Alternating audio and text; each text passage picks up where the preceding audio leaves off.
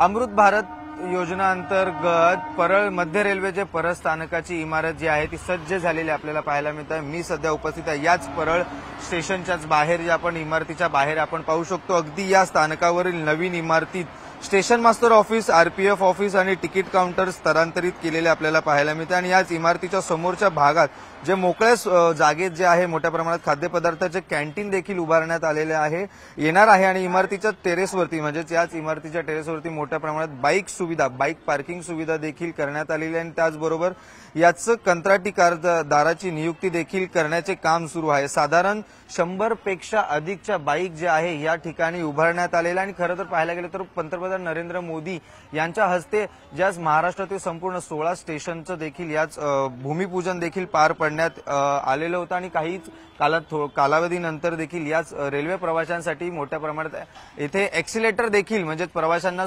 त्यांच्या सुविधांसाठी एक्सिलेटर देखील उभारण्यात येणार आहे। व्हिडिओ जर्नलिस्ट प्रवीण शेट्टीसह श्रीकृष्ण आवटी, न्यूज 18 लोकमत, मुंबई।